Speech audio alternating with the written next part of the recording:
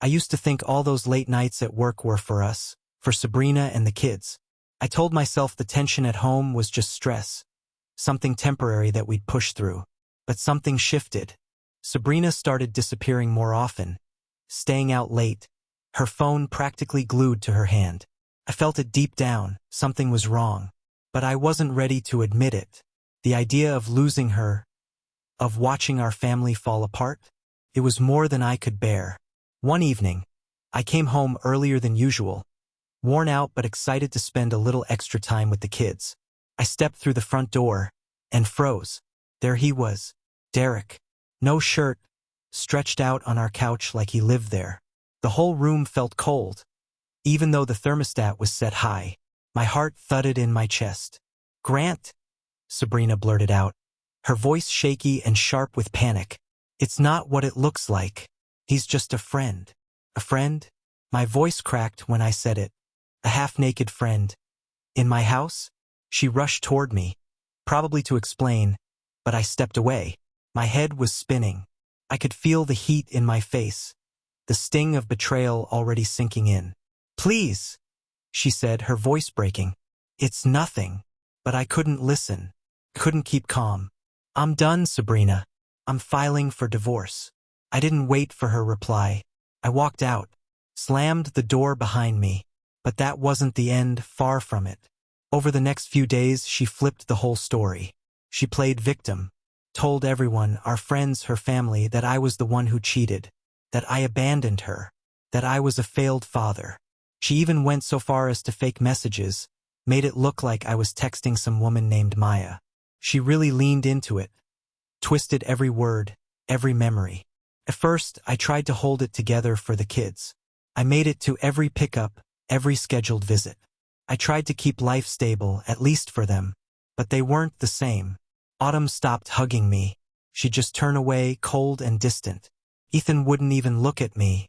He barely said a word. They stopped calling me Dad, started calling me Grant. Then came the day she cut me off completely. I knocked on the door, expecting to see their little faces light up. Instead, it was Sabrina, and her eyes didn't look angry. They looked cruel. "Grant," she said flatly, like I was some stranger. "They're not coming this weekend." I stared at her, stunned. "What do you mean?" "Sabrina, what's happening?" "They don't want to see you," she said without blinking. "You've hurt them enough. They need stability." I tried.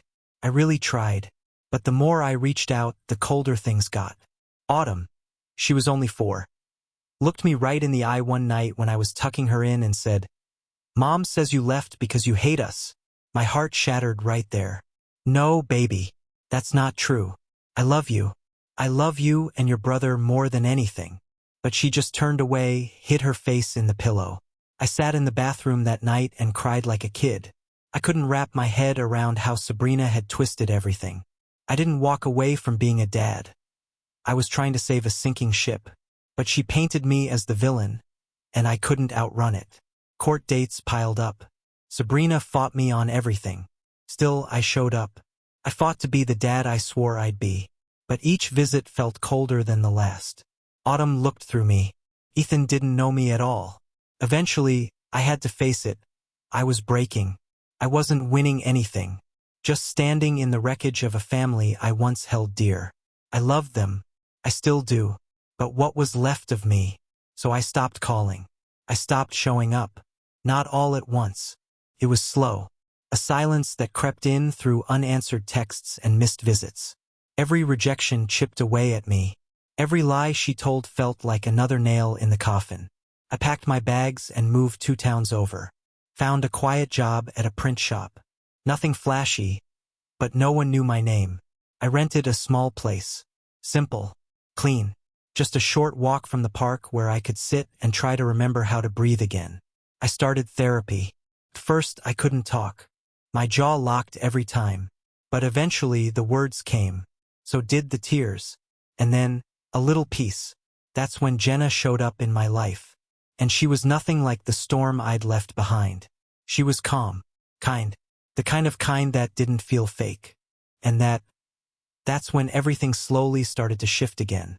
But just when I thought I was finally finding balance, the past decided it wasn't done with me yet. When I opened up to Jenna about Sabrina, the kids, and the years I spent feeling invisible, she didn't flinch. There was no look of pity in her eyes. She just sat there and took it all in. She really listened. Not the kind of listening where someone's just waiting for their turn to speak. I mean the kind where you know they see you. The first time I broke down, choking on my own words while telling her how I'd talked to baby pictures like they were still here, she just reached out, gently squeezed my hand, and said, "Grant, you don't have to keep bleeding for people who won't stop the cut." And for the first time in what felt like forever, I believed her. Time moved on. I built a life with Jenna, quiet, steady, good. Then, about 3 months ago, my phone lit up with a number I didn't recognize. I almost ignored it. Almost. But something in me said, "Pick up." "Hello?" I answered. There was a pause and then a voice I hadn't heard in years. "Hey, it's Ethan." My chest tightened. He didn't sound like the boy I used to spin around the living room. This voice was older. Heavier. Like he'd been carrying around things no kid should ever have to. "I know you probably don't want to hear from me," he rushed. "And I wouldn't blame you. I'm sorry, Dad. I'm really sorry." I had to sit down. My knees gave out on me. "Ethan, what's going on?" "It all blew up," he said, voice cracking. "Derek cheated on Mom. She started drinking. A lot. Then she got a DUI. CPS got involved." He took a shaky breath. "Autumn and we're with Grandma and Grandpa now. And we found stuff. Letters you wrote. Photos. An old birthday video. We started asking questions. I didn't know what to say. My throat was tight. Mom finally told us the truth," he continued. "Everything. She's in therapy now. She wanted me to tell you." He hesitated. "I think Autumn emailed you. She said she misses you." "We both do. A lot." He went quiet for a second, then added, "I know we don't really deserve anything from you. But I needed you to know. I never stopped thinking about you. Even when I was angry. Even when I didn't get it." Later that night, I opened my inbox. And there it was.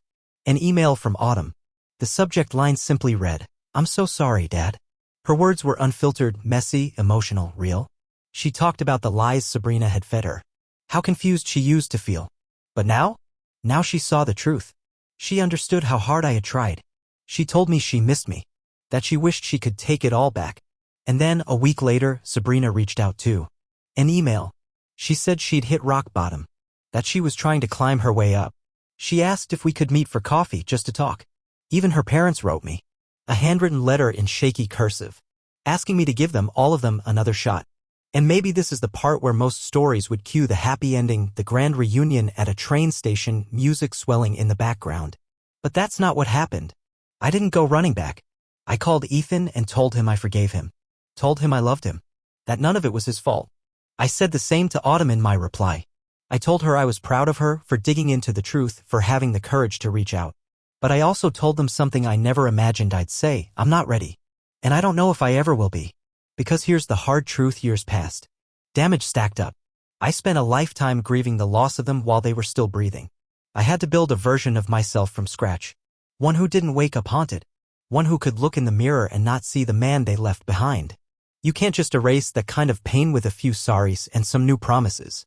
So I didn't reply to Sabrina. Not even to say no. Some chapters don't deserve a sequel. Some doors should stay shut.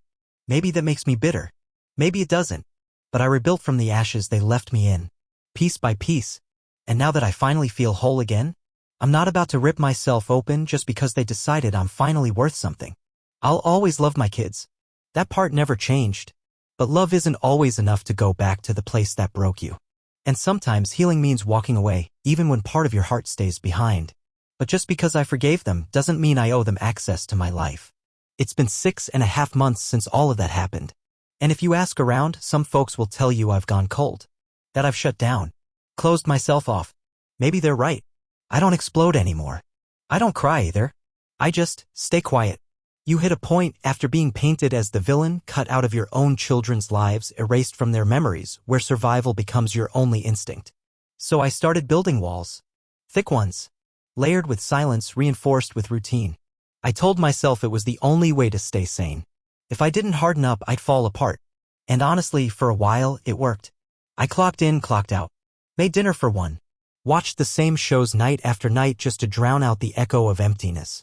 I'd kiss Jenna goodbye in the mornings, hold her hand when the quiet felt too loud. But even the strongest walls crack eventually. And for me, it started with a simple message. It was from Ethan.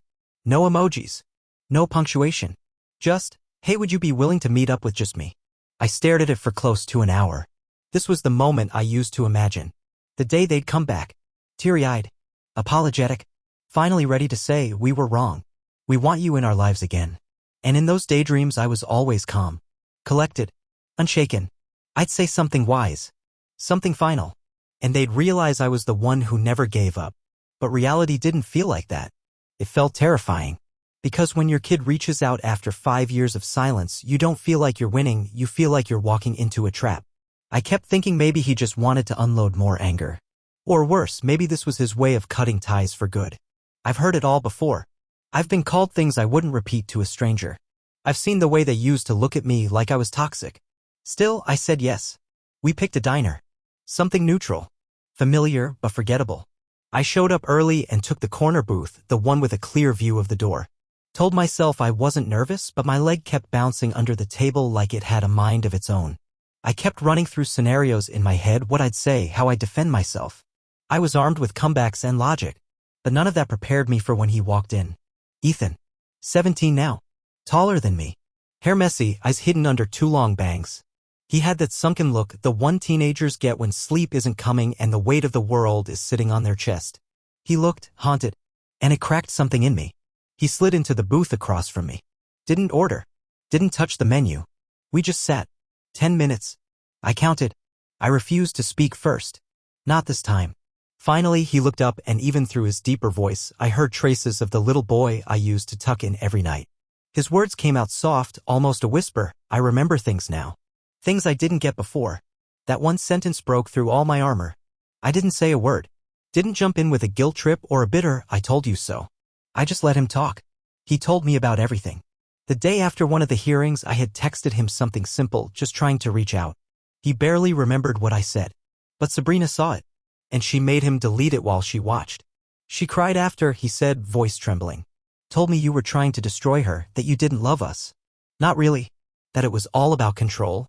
His hands were nervously picking at the edge of his hoodie. She called you a narcissist, he added. Said you'd never change. And he admitted for a while he believed her. Because he wanted to protect her. Because it felt safer that way. But I still missed you, he said, blinking fast. I used to cry at night. Quiet, so no one would hear. By the time he was done, we were both crying. Not the loud, messy kind, just silent tears, the kind that had been waiting years to fall. We hugged in the parking lot. His arms were longer, his frame heavier, but in that moment it felt like holding my son again. A week later, Autumn reached out. Her message was short. Ethan told me he saw you. I don't know what I want yet, but I think I need to see you too. I stared at those words for hours. Autumn was 15 when it all fell apart. She's 20 now. She always leaned more towards Sabrina, strong-willed, sharp-tongued, guarded to a fault. When we met up, she didn't hug me. Barely made eye contact at first. We sat at the park, the bench by the pond where we used to feed the ducks when she was little. I didn't bring up old memories. Didn't want to press nostalgia into a bruise that still hadn't healed. But the look in her eyes told me there was more she wasn't saying. Something was still buried deep. We sat there for a while, Autumn and I just watching the water ripple. She didn't speak right away. But when she finally did, her voice was quiet, almost ashamed. She made me hate you, she said. And I believed everything she told me. I didn't say anything. Just nodded, slow, steady, because even the smallest word felt like it might snap the moment. Then her voice cracked. She looked off to the side and added, I've been in therapy for over a year now. After I moved out, I started asking questions. Started realizing how much of my mind had been filled with Mom's anger. She paused, wiping her cheek. I felt like a pawn in a fight I never asked to be part of. I wanted to tell her that there were never supposed to be sides. That all I ever wanted was to be their dad, no drama, no war. Just their father. But I stayed quiet. Let her keep going. We ended up talking for hours. About her classes. About the guy who broke her heart last fall. About the letters I wrote, the ones she never saw. Eventually, she said something I didn't expect. I don't need you to forgive me, she whispered. I just needed you to know I'm sorry. And honestly, that was enough. But of course, it didn't stop there. Sabrina found out they'd seen me, and right on cue, she pounced. First came the guilt trips, you're ripping them away from me. Then the denial, I never kept them from you, you gave up. followed by her usual spin on an apology. We both made mistakes. Can't we just talk? When none of that landed, she did what she always does, made it theatrical. She showed up. I was in the kitchen when I heard the knock.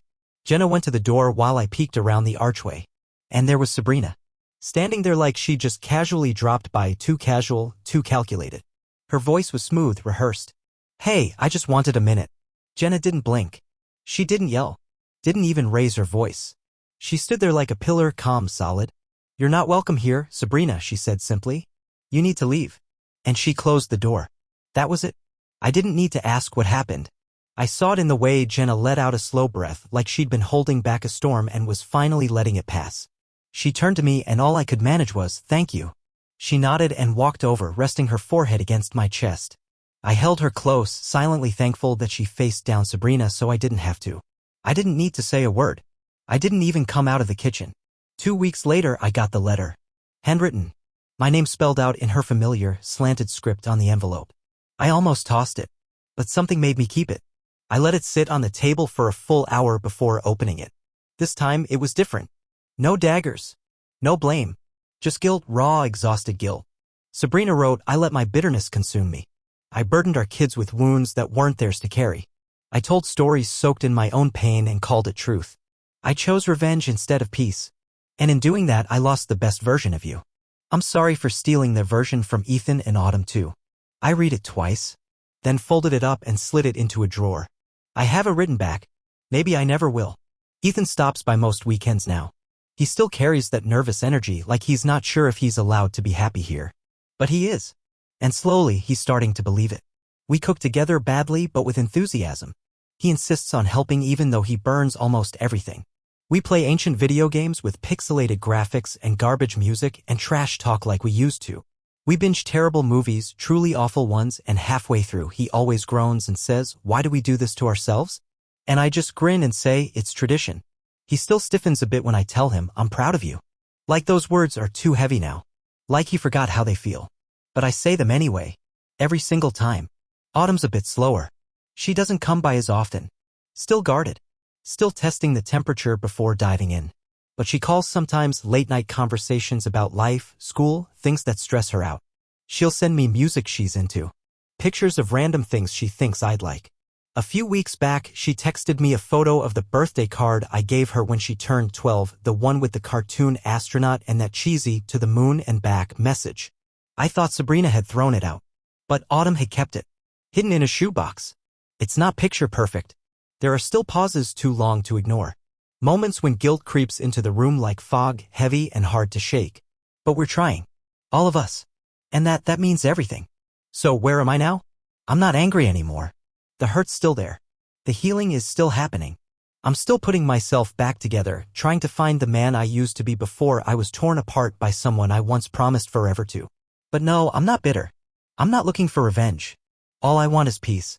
And for the first time in a long time, I think I'm finally starting to find it. Jenna, she's been my anchor through all of it. Quiet strength, limitless patience. She never pushed, never demanded, just stood by me through every wave. Through reconnecting with Ethan and Autumn, not as the little ones I used to hoist onto my shoulders, but as young adults carrying their own pain, slowly learning to forgive. As for Sabrina, I genuinely wish her peace. I really do. Just not anywhere near mine. But the most important thing? My kids saw the truth on their own. They came back. Not all at once. Not perfectly. But they came. And we're rebuilding. Day by day. And for the first time in 10 years, I wake up in something that feels a lot like peace. Now let me tell you about someone else. You ever have one of those moments that flips your entire life upside down just from a single sentence? Mine started with, "We need to talk." Yeah. Those 4 little words? They've ended more relationships than forgetting anniversaries and saying calm down during an argument combined. I'm Tyler. 35. Nothing fancy. I fix cars, make a killer grilled cheese, and I've watched The Thing at least 24 times. I was also engaged to Rachel. She's 36. Bright red hair, freckles scattered like constellations, and a smile that could probably talk her way out of a felony. Not that she ever needed to. But if anyone could charm a jury, it was her. She had 3 kids from a previous relationship, Noah, Caleb, and little Emery. When I met them, they were 8, 6, and 4. Yeah? 13, 11, and 9. That's 5 years of my life. 5 years of school pickups. Chuck E. Cheese birthdays where I swear that Mouse is possessed, midnight fevers, and slipping dollars under pillows as the tooth fairy. Even after Caleb caught me once and said, "You owe me $20 now." Emotional damages. And the thing is, I loved them. Not tolerated. Not endured. Loved. They weren't just Rachel's kids anymore. They were mine. Their biological dad? Brandon. Yeah, that's his real name. He ghosted when Emery was still in diapers. No calls. No birthday cards. Just Jim selfies on Facebook and cringe quotes about being a real man. The irony is so loud it practically screams. Rachel and I? We were solid. Or, I thought we were. Sure, we bickered now and then, like that one time I accidentally deleted her Grey's Anatomy season finale. But nothing serious. We had a wedding date. A venue. My mom already bought her dress. I even agreed to line dance at the reception. Line dance. Me. Then one night, she sits me down. Her hands were twitchy. Her eyes wouldn't meet mine. And suddenly, my stomach dropped like my body already knew the punchline before the joke hit. "We need to talk," she said. I laughed. "Because that's what I do when I'm anxious," I joke. "You better not be pregnant," I said. "'Cause that'd really mess with science." She didn't laugh. That's when I noticed it, the seriousness in her face. The kind that doesn't show up for wedding planning. "I've been seeing someone," she said.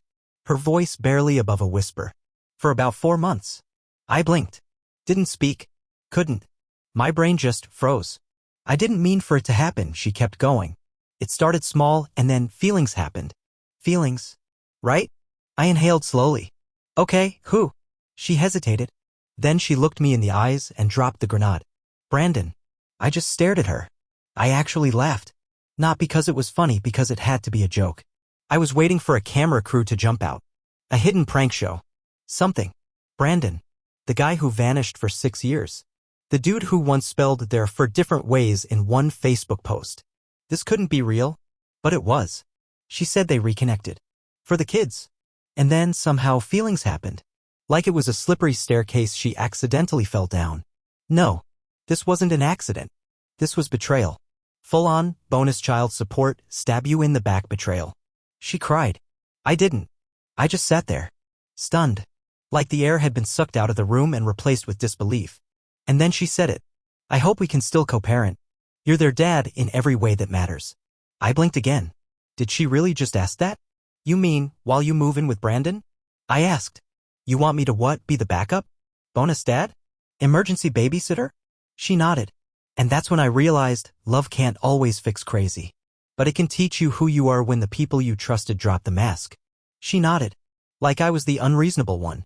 Like everything she said made perfect sense and I was just being dramatic for asking a very basic question. "Tyler, they love you," she said, calm as ever. "Your family." Family. That word hit different now. Because it didn't mean what it used to. Honestly, it didn't feel like it meant anything anymore. "Rachel," I said, trying to keep my voice from shaking, "I'm not gonna be the unpaid emotional support guy while you go play Happy Family with Brandon 2.0. Her expression dropped like I'd just kicked her dog. Like I was the one out of line for setting a boundary after she dropped a grenade in my life. I stood up. "I can't do this," I said. "I'm done." And that was it. I walked out that night, packed my things, told the kids I had to go away for a while, though I couldn't even bring myself to look Emery in the eye when I said it.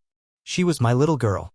I'd been there for her first steps, held her through fevers, taught her how to color inside the lines. Now I was supposed to leave her behind?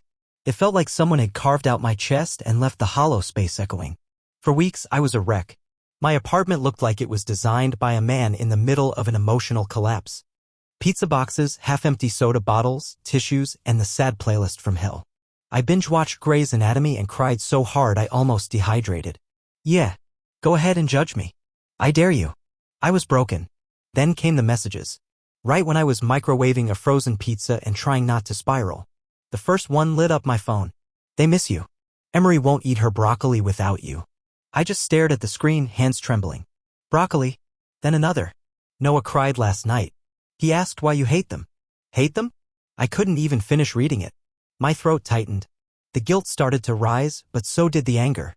And then, of all people, Brandon decided to chime in. "Step up, man. You were part of their lives. Be a man." From him. The guy who skipped town when Emery was still in diapers. The guy whose greatest commitment was uploading shirtless gym selfies. That was it. That was the final crack. I opened the thread, blocked them both. No response. No explanation. Just silence. And for the first time in months, it felt like air. I focused on myself. Started therapy. Took up jogging, even though my knees sounded like a popcorn bag in the microwave every time I ran. But it helped. Slowly, one breath at a time, I started to feel human again. Then 6 months later, the knock came. I opened the door and there she was.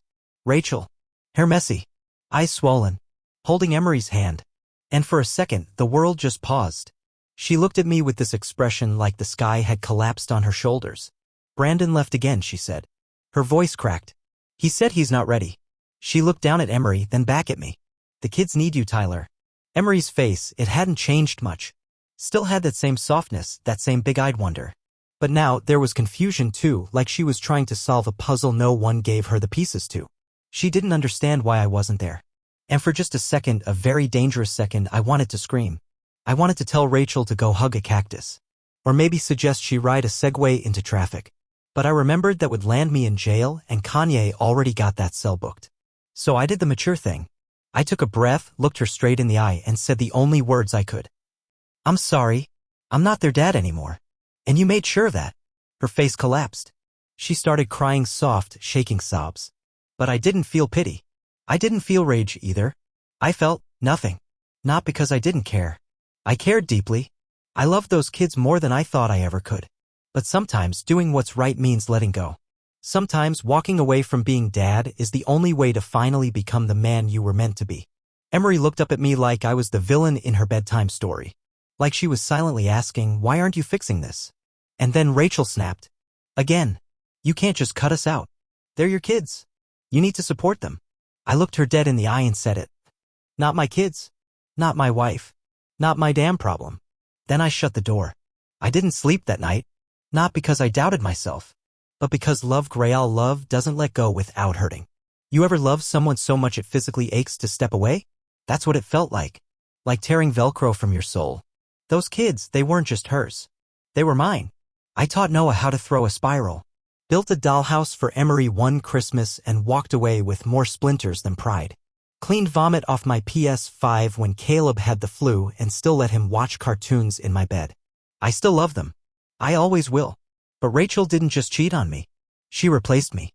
And when that blew up in her face, she expected me to come running back like I was just on standby.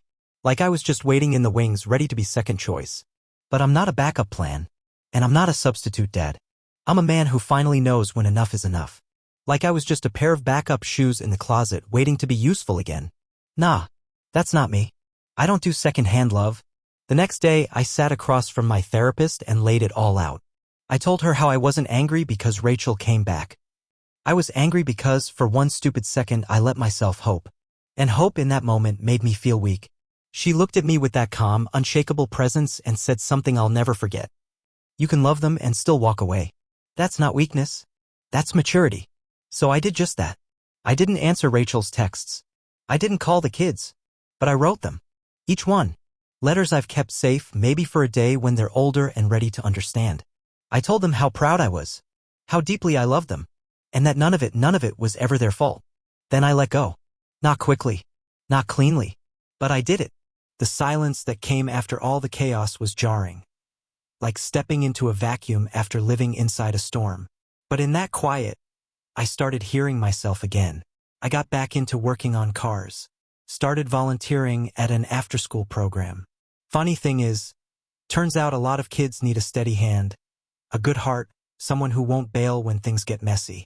And this time, I show up on my terms. Fast forward a couple years. It's a Saturday. I'm grabbing coffee when I spot him. Noah. He's taller now, hoodie on, headphones in, looking like a teenager trying hard to be chill. He freezes when he sees me just for a second, then bolts toward me like a rocket. I won't lie, my eyes got misty. He wrapped his arms around me so tight I thought my ribs cracked. I never stopped missing you, he said, voice thick with emotion. I smiled, swallowing the lump in my throat. I missed you too, kid. We sat down, talked like old times. He told me school was going okay, that he was trying to keep things together at home, trying to be strong. Then he dropped a truth I wasn't ready for. Brandon left. Again. This time for good. Mom's been struggling. I nodded. Quietly. Because I know what it's like.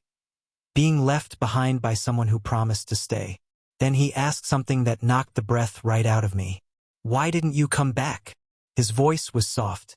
Not accusatory. Just searching. And I looked at him, really looked at him. And for a moment I was back there. Back in that house. The laughter, the bedtime stories, the Lego bricks in the carpet. But I told him the truth. Because I wasn't welcome until everything was already broken. And you deserve people who choose you first. Not when it's convenient. He didn't argue. Didn't say a word. Just nodded. And then he said the one thing I didn't know I still needed to hear. You were the only real dad I ever had. That night I cried again. But it wasn't grief this time. It was release. It was closure. The kind of peace that sneaks in when you've carried something heavy for way too long. These days I'm doing better. I'm dating someone new, her name's Morgan. She's got a laugh that fills a room and a cat that tries to kill me in my sleep. But we're working on it. She brings light, calm, no chaos, no emotional landmines or surprise exes. I told her everything about my past. And you know what she said? I'm glad you chose yourself. Because now I get all of you. Scars and all. So if you're listening to this, if you've been betrayed, if you're stuck between holding on and letting go, let me say this clearly. You're allowed to walk away. You're allowed to say no. You don't have to keep setting yourself on fire just to keep someone else warm. Sometimes the bravest thing you'll ever do is close the door and leave it closed. A month after I saw Noah, Rachel texted me again. The kids keep asking about you. Maybe you could stop by. Just for dinner. I stared at the screen for a while. Part of me wanted to say yes. To hear them laugh again. To pretend for a second that everything could go back to normal.